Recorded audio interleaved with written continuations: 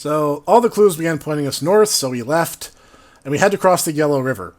And at this point, we were like, okay, guys, we can't just keep pimping Karis out to Master to get us on the ferry.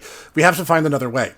So I used the introduce fact rule, which is something I abused a lot in this game, that there was an underground tunnel that went under the river. And in fact, there was a small mining operation that became its own bustling town underneath the Yellow River. You might have to explain what the introduce fact rule is, Okay, or I can do that. Exalted is couched in vagary, but that's by design.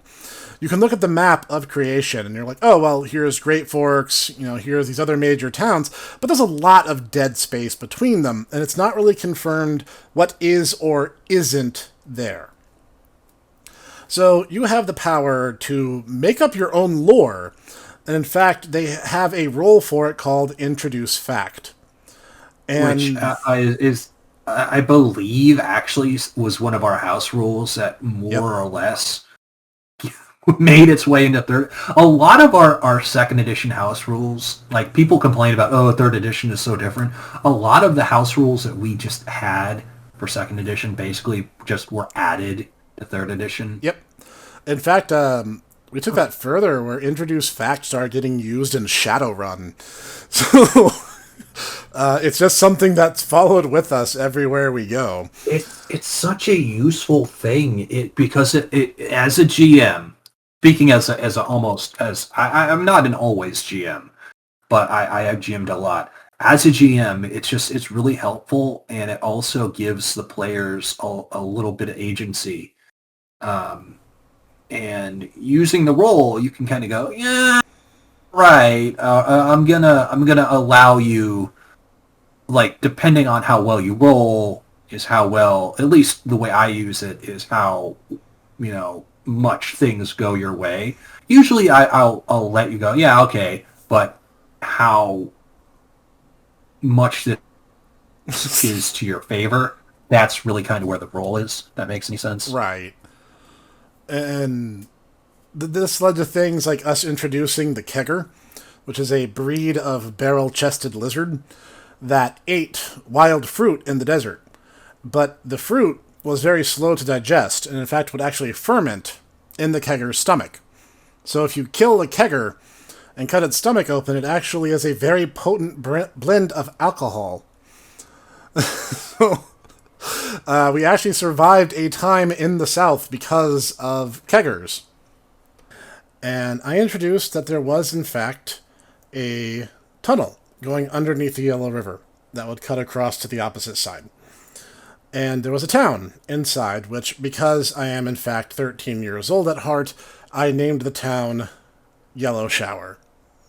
Because I can. And you're welcome. There we actually meet Albin's sister, Simone, who was married to a nobleman of the town, and we decided to bug her in order to bum a free meal off her, because, what good siblings do.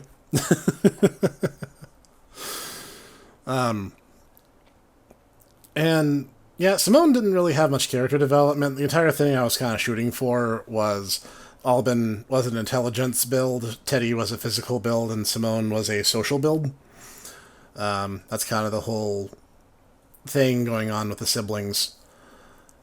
We also talked about the local booze called Sewer Brew, a potent concoction sure to put you on the toilet for some time after drinking it.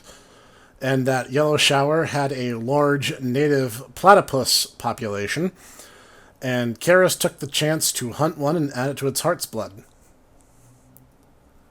So, yeah, that's a thing.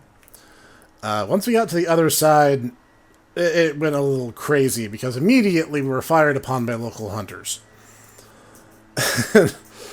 Karis responds with, and I'm quoting here, scared platypus noises.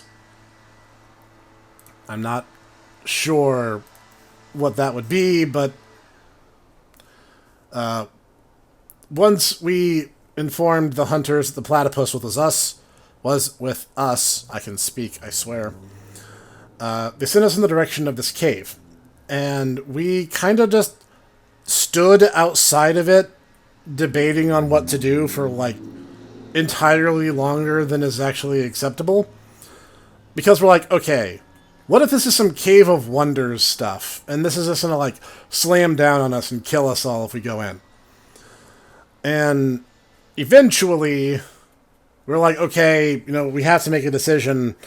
So we go inside, and we are immediately attacked by a lesser fairy, and Albin and Rakus just like straight up mercilessly murked this thing. I think we used the corpse as a way of checking for traps as we went down. Pretty much.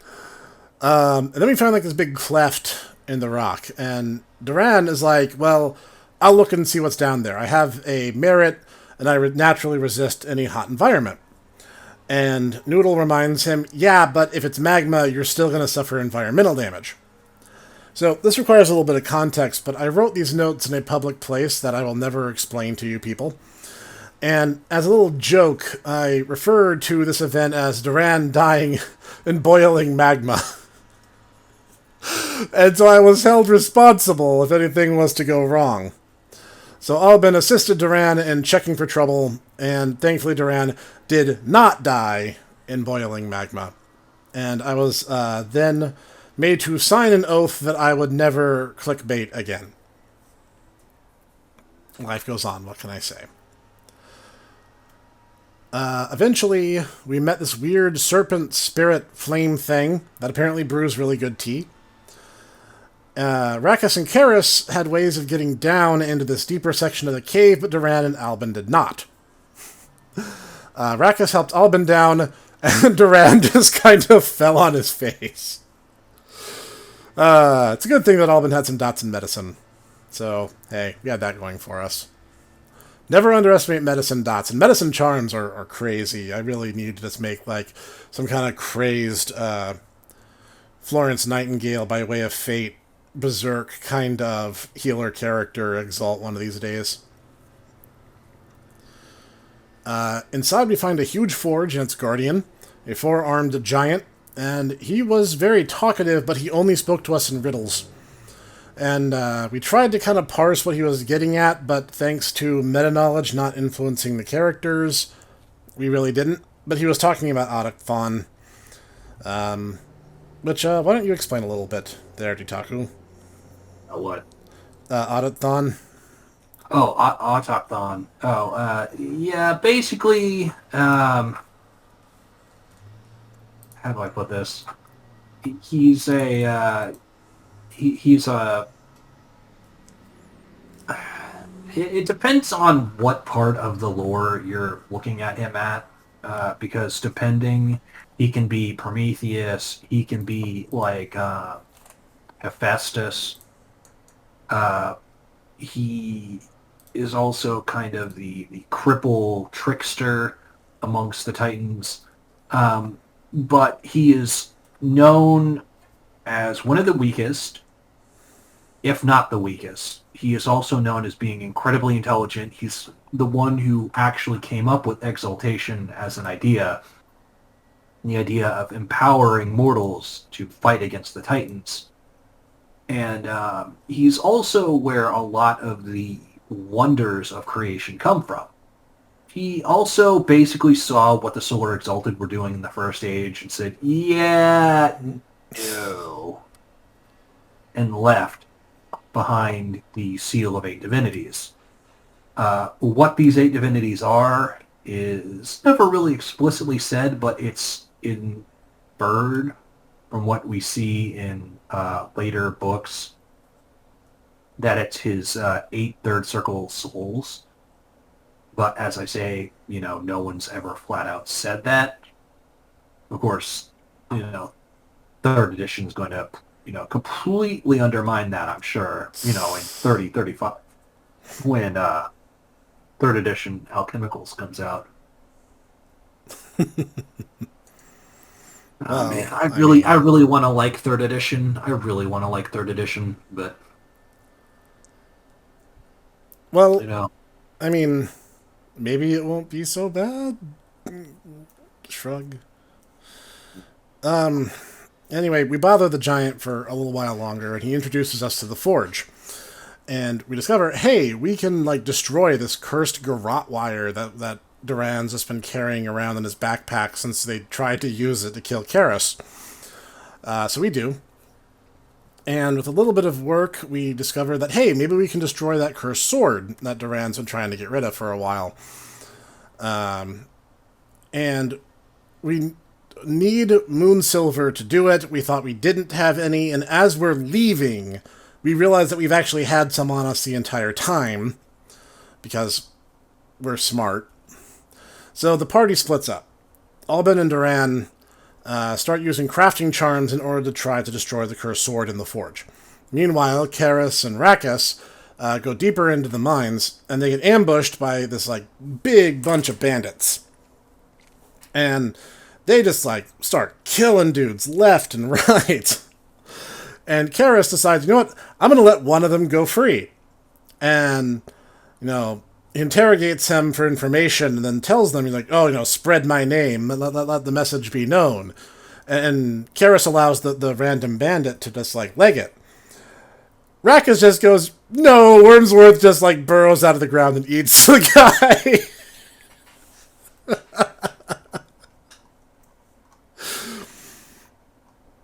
I'm sorry, buddy, but that's still funny to me.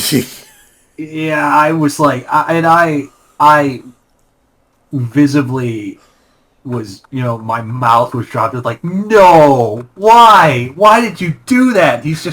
Hog's just laughing. He's just laughing. And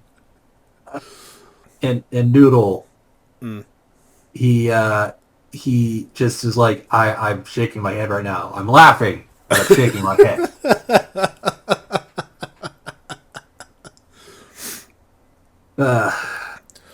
Alright, so that's where my notes end, so we're going to go from memory from here. I think we eventually did break down the cursed sword, so Duran no longer had that looming over his head. Right. And at that point, I believe that's when you all went... Then when Zatch got flustered and you guys got sent to the far end of the universe. Oh, right. Okay, we went to... it was one of the big cities. It wasn't Great Forks, but the one north of there. So we go into this large town, and the name escapes me. I'll have to see if I can't find a way of double-checking. We decide, just kind of on a lark, to play Maiden by the River. We immediately regretted that decision, because we botched it and recursed the song. Next thing we know, the town is screaming with the festering undead now overrunning every city street. We decide that maybe we might have a modicum of responsibility, decide to investigate and see exactly what's going on and what actions need to be taken. So we go in, and it's bad, suffice to say. We see people getting killed left and right, and then I remember we see this huge hulking beast guy and just brutally killing people. And I remember this exchange very distinctly where he mentions how, that he was trying to establish justice, but doing this in this very extremely violent way. And the lady is screaming, I only stole bread to feed her baby. And Alban's like, that lady is crazy. Babies don't eat bread.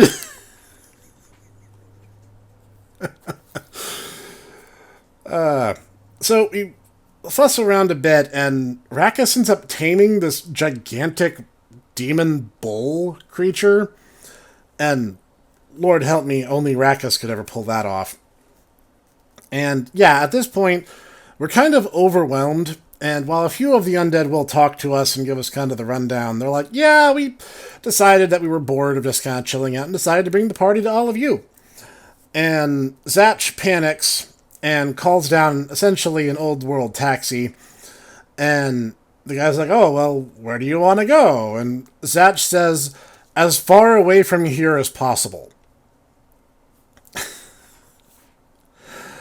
Oh, that was such a bad answer. So we end up on the far side of creation. Like, almost in the wild end of creation. Oh no, you were in the wild, dude. Oh, we were. Oh, that's right. We did. We did go to the wild. That's where we had the encounter with the weird chocolate man that Rackus ate, and the son was like, "Whoa, dude, Albin, you're like way too overwhelming with your personality." And Albin's like, "Yeah, I get that a lot." Mm. Yeah, and Rackus ate a chocolate man and gained magic eyes. And I remember we ended up. We also had a flashback to our first age lives, and we were apparently all stationed on a particular battleship together, and we died. The short version, we just got blown away. It wasn't even much of a fight. It was a reference to Star Trek: The Motion Picture. I know. Jeez. I know, but it was still funny. Then we ended up leaving from there, and we went to this dig site. And the dig site where they were upending these pyramids. And we're like, okay, we need to know what's going on down here. So we're going to send Rackus, who is the best at stealth, to go see what's going on. Rackus decides the best way of doing this is just to go up to the dig site chief and be like, hey, what you doing? And he basically, tells Rackus exactly where he thinks he can go. And Rackus comes back and goes, we should just set everyone on fire. This basically at this point was Rackus's, go-to option. His default response, yeah, we should set them on fire. And we're like, Rackus, we can't just set these guys on fire. He's like, no, you guys don't understand. This guy was a huge dick. And we're like, okay, well, maybe we need to get a little closer. So Albin and Duran go and investigate. And after sharing words and getting very much the same reaction, Albin's like, no, I second Rackus's decision on this. I think we should set them all on fire. I think it was Karis who ends up becoming the voice of reason. And it's like, guys, no, we can't. That's terrible.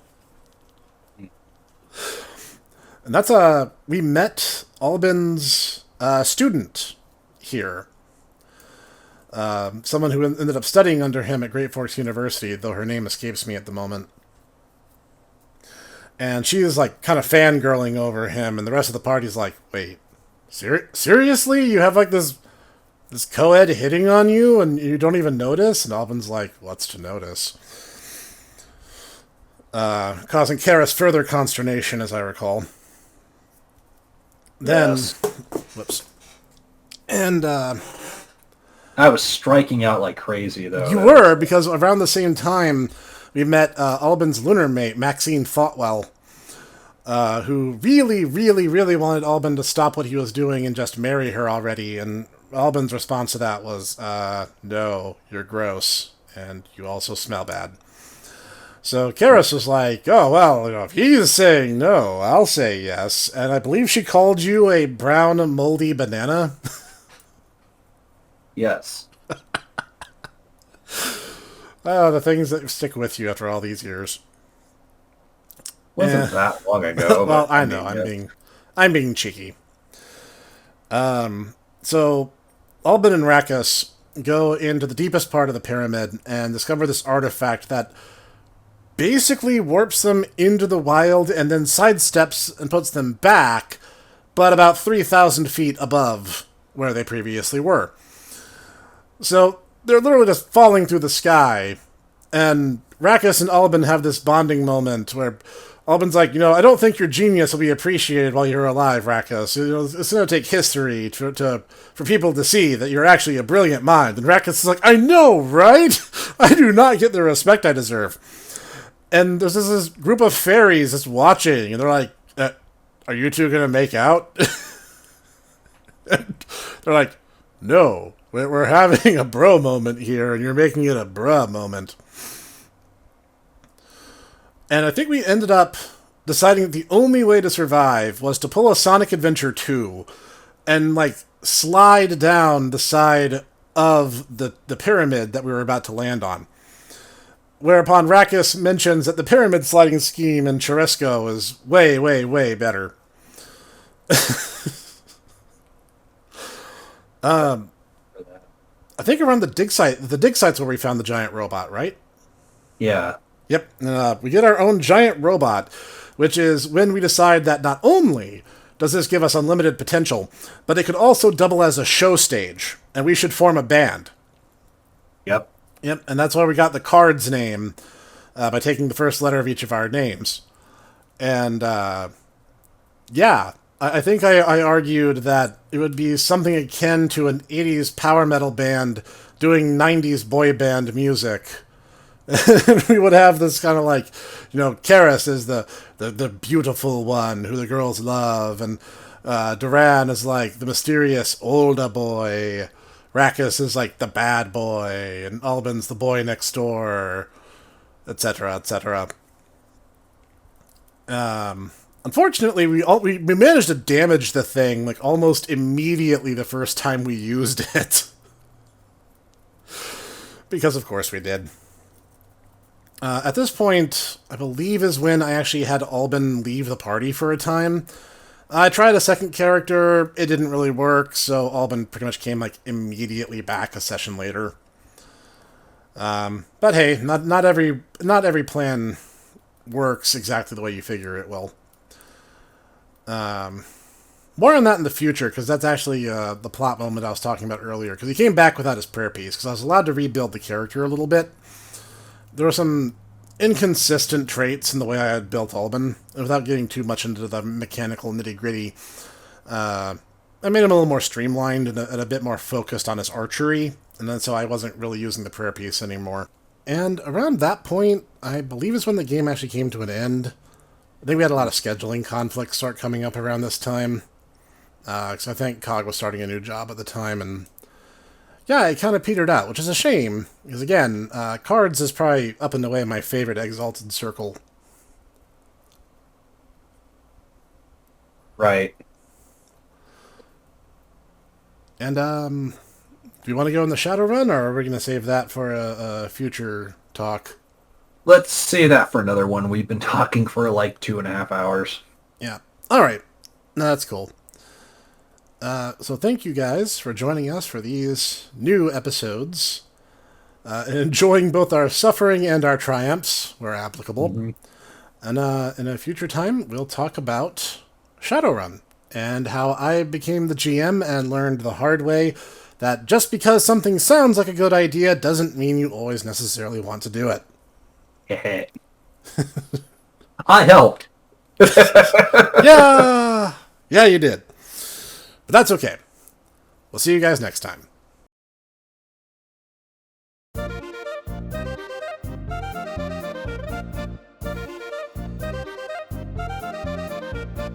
maiden went to the river still, in the summer heat and the winter chill.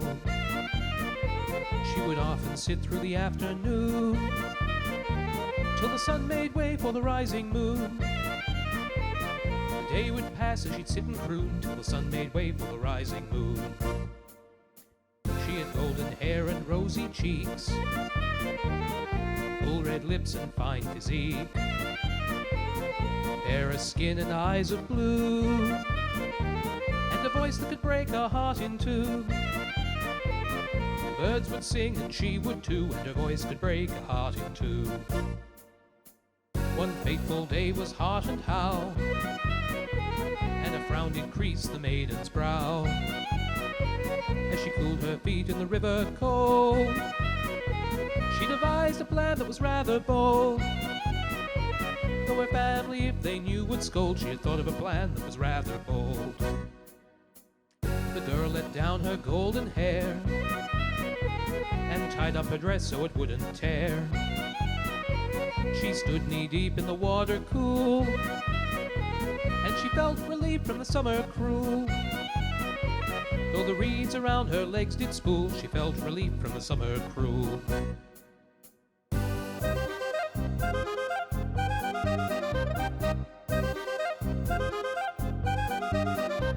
A young man wandered through the wood, on his way to be raised to priesthood. day was hot and the road was long, but the young man paused when he heard a song. Though his mind was sharp and his will was strong, he was drawn to the place where he heard the song.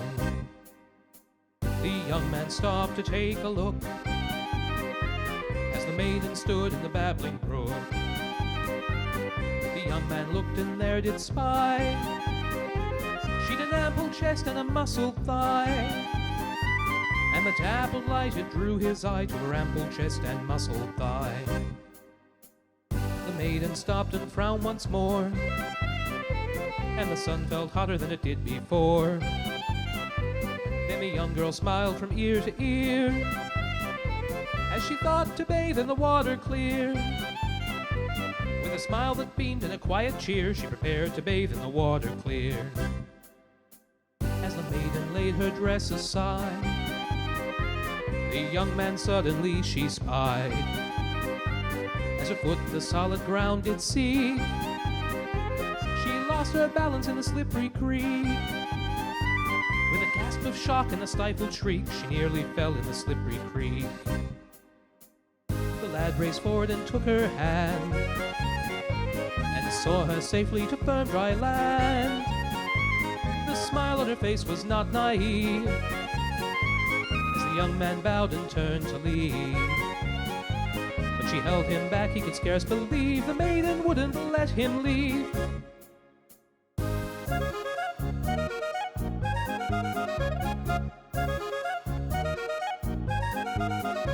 They found a spot in a grassy glade where she said her thanks and at love they played.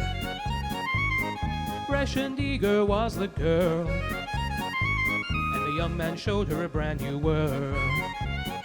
The maiden blushed and her toes did curl as the young man showed her a brand new world. As the sunset burned goodbyes they bid, and the maiden winked with heavy eyelid. The man continued down the road till he passed the spot where the river flowed. That's far enough, a voice bellowed as he passed the spot where the river flowed. Her father it was with a beard of black, and her brothers closed in front and back. They hemmed him in like a solid wall, burly giants each 6 feet tall. He might beat one, but he'd never best all of her brothers and her father each 6 feet tall. Said the father, lad, I'm a reasonable man. I believe I've thought of a decent plan. You plowed the field, you sowed the seed. You've done the work, now you take the deed. The brothers loomed and the lad agreed. He plowed the field and he'd take the deed. The two were wed with startling haste, and the lad's career was a shameful waste. He might once have walked among pious men, but he ne'er set foot on that road again. And although he traveled now and then, he never set foot on that road again. There is a moral to this ditty: should you espy a maiden pretty, in summer heat or winter chill, don't tarry long by the river still. We tell you this of our free will, don't tarry long by the river still.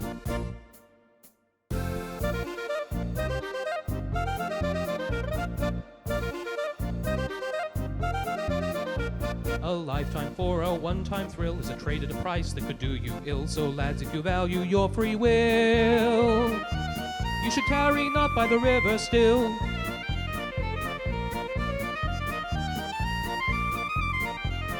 Lads, if you value your free will, tarry not by the river still.